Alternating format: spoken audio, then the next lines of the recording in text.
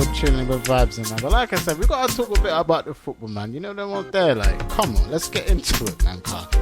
The Champions League draw has arrived. It's here to stay, and we're about to find out who will be playing each other after the World Cup. I mean, I guess if you've already seen the draw, you would already know by now. But hey, my show is on Tuesday, right? So I gotta talk about it now. You feel me? But let's get into it, man. Man City versus Leipzig, mad thing. We all know Man City is definitely gonna win that one. I just don't see it any other way. Club Brugge, Benfica, Liverpool versus Real Madrid. The final has come back to us to play at the round of 16 instead this time around. Will it be revenge for Liverpool? I think not. Compared to what's been going on Twitter, all the fans have already surrendered this match. Madrid will definitely go through. We all know that one. I don't think Liverpool's won against Madrid in a very long time. Anyways, I think it's about 16 years or something like that. Don't quote me that. Milan versus Spurs. Interesting match there.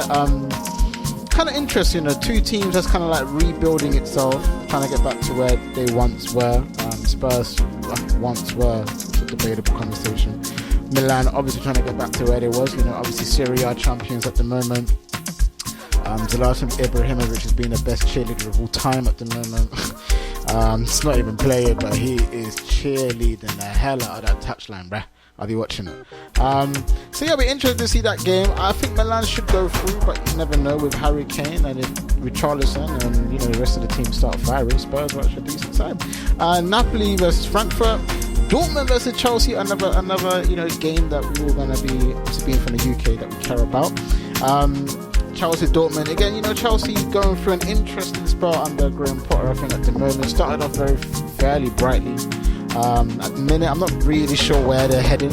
I'm not really sure what they're doing, but you would assume a Chelsea on their day can be a Dortmund. But with Jude Bellingham, you never know what can happen over there. Jude Bellingham is out here moving like the George Best of 2022. Like he's the hardest in the streets right now. Will he get that move to Liverpool next summer? Never know. There's talks of Madrid being interested as well. Manchester United's name flings around every week on every play anyway, so they're in talks apparently.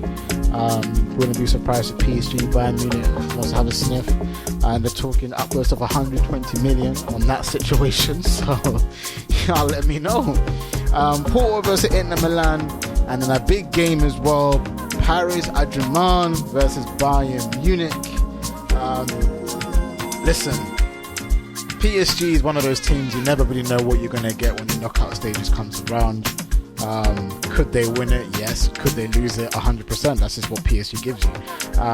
Bayern Munich, they're faring pretty okay at the moment without the likes of Lewandowski. But again, how will they fare this time around? Be interesting to see. Obviously, Sadio Mane made his move, looking like he's got a tight brightly. Not as prolific as Liverpool, but it's still early stages at Bayern Munich. So be interested to see exactly what happens there. Listen, man, let me know what you guys are thinking, man. Let me know what the vibes are, man. 07534100721. Phone lines are open. Let me know, what are you saying about the Champions League draw? Do you see some form, some way, or some hope that Liverpool will beat Real Madrid, or do you not? I want to know. But anyway, let's get into Europa League draw. Don't normally need to talk about Europa League, but hey, I'm a Manchester United fan, so we are talking about the Europa League. Now, the biggest game of the whole competition, which is crazy, Barcelona versus Barcelona versus Manchester United. A repeat of the 2009 final, you know what I'm saying? They put this one outside, you know what I mean? And United be outside back in them times, you know what I mean? But no, we're not outside these times. But we used to be outside. But anyway, listen, Manchester United, Barcelona. Funny conversation. Frankie de Jong apparently wanted to play for a Champions League team. He's not been playing in Europa League with United anyway, so he could have just moved, just saying. My view, I feel like Man United can win this game, personally. Barcelona aren't Barcelona, you know what I mean? They ain't got Linear Messi. They ain't Barcelona, like, you know what I'm saying? They ain't the Barcelona that we all know and love. So on that basis only, I can see us winning that game. We've got Juventus versus Nantes. Sporting Lisbon versus Midtjylland. We've got Shakhtar Donetsk versus Reims. Ajax versus Union Berlin. Leverkusen versus Monaco, Sevilla versus PSV, Salzburg versus Roma.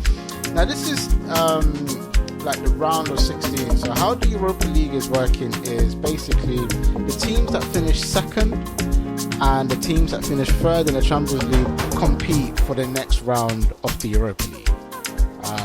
So essentially you can call this a round of 32, I guess. I don't know. But it's a round of 16, what it's called anyways. Or you can call it the playoff draw. It's like a playoff. So you play the playoffs and then you get into the round of 16. So it's not a round of 16, it's a playoff to get to the round of 16 Europa League. So it kind of essentially gives the Champions League team a chance to try and squeeze into the round of Europa League. That's what we're going to do now.